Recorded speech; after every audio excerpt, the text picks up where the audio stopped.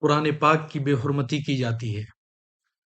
اللہ تعالیٰ کے آخری رسول صلی اللہ تعالیٰ علیہ وسلم کے خاکے بنا کر، کارٹون بنا کر ایمان والوں کو تکلیف دی جاتی ہے۔ ازواج مطہرات امہات المومنین رضی اللہ تعالیٰ عنہن کی شان میں بھی گستاخیاں کی جاتی ہیں۔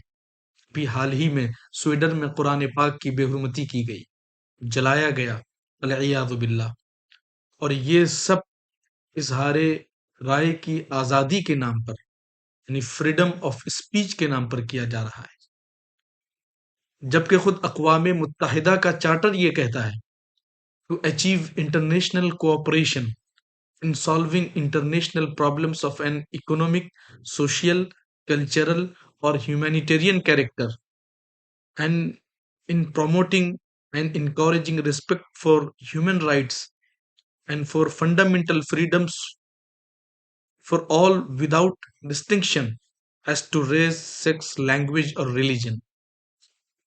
یعنی یہ قرار دیا جاتا ہے کہ معاشی، سماجی، ثقافتی اور انسانی نوع کے عالمی مسائل و تنازعات کے حل کے لیے اور انسانی حقوق کے احترام کے فروغ و حوصلہ افزائی کے لیے اور تمام بنی نوع انسان کے لیے نسل، جنس یا مذہب کی تفریق کے بغیر بنیادی انسانی حقوق کے تحفظ کی خاطر عالمی برادری کا تعاون حاصل کیا جائے۔ یہ اقوام متحدہ کا چارٹر کہتا ہے۔ تمام ممالک کو سوچنا ہوگا، کلام اللہ یعنی قرآن مجید کی بے حرمتی اور ہمارے رسول صلی اللہ تعالی علیہ وسلم کی توہین اور الگ الگ طرح سے مسلمانوں کو تکلیف دینے سے عالمی مسائل و تنازعات کا حل کیسے ممکن ہے، کیسے ہوگا؟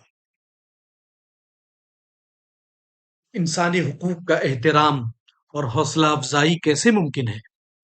بنیادی انسانی حقوق کے تحفظ کی خاطر عالمی برادری کا تعاون کیسے حاصل کیا جا سکتا ہے؟ خود اقوام متحدہ کو اپنے چارٹر کے مطابق قول و عمل میں مطابقت دکھانی ہوگی۔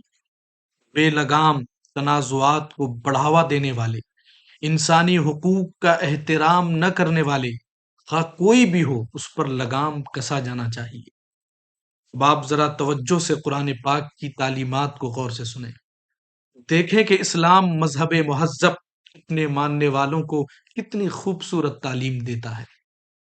اللہ رب العزت قرآن مجید میں ارشاد فرماتا ہے وَلَا تَسُبُّوا الَّذِينَ يَدْعُونَ مِن دُونِ اللَّهِ فَيَسُبُّوا اللَّهَ عَدْوًا بِغَيْرِ عِلْمٍ كَذَلِكَ زَيَّنَّا لِكُلِّ أُمَّةٍ عَمَلَهُمْ ثُمَّ إِلَى رَبِّهِمْ مَرْجِعُهُمْ فَيُنَبِّئُهُم بِمَا كَانُوا يَعْمَلُونَ۔ اور انہیں گالی نہ دو جن کو وہ اللہ کے سوا پوجتے ہیں کہ وہ اللہ کی شان میں بے ادبی کریں گے۔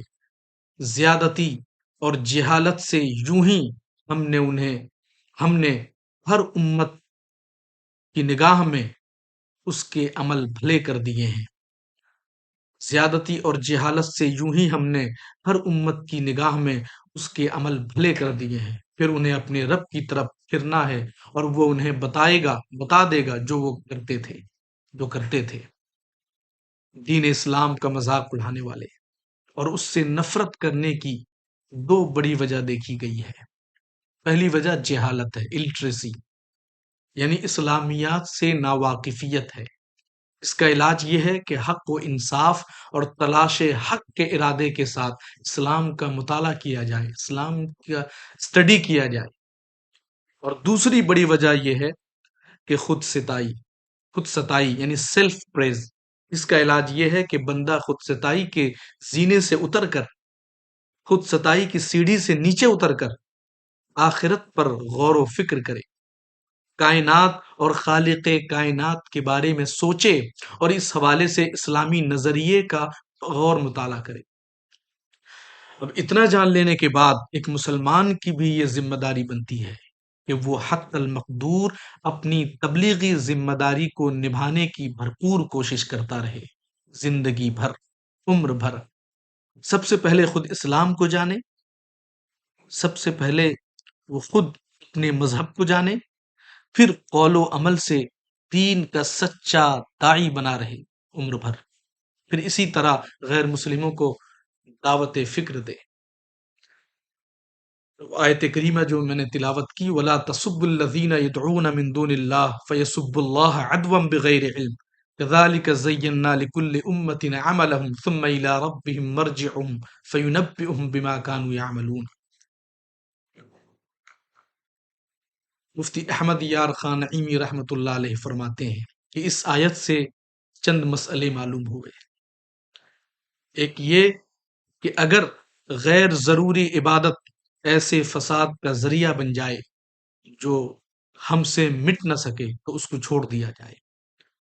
دوسرے یہ کہ واعظ و عالم اس طریقے سے واعظ نہ کرے جس سے لوگوں میں ضد پیدا ہو جائے اور فساد اور مار پیٹ تک نوبت پہنچے۔ تیسرے یہ کہ اگر کسی کے متعلق یہ قوی اندیشہ ہو کہ اسے نصیحت کرنا اور زیادہ خرابی کا باعث ہوگا تو نہ کرے۔ چوتھے یہ کہ کبھی ضد سے انسان اپنا دین بھی کھو بیٹھتا ہے، کیونکہ کفار مکہ اللہ عز و جل کو مانتے تھے، پھر حضور صلی اللہ تعالی علیہ وآلہ وسلم کی ضد میں اللہ عز و جل کی شان میں بھی بے ادبی کرتے تھے۔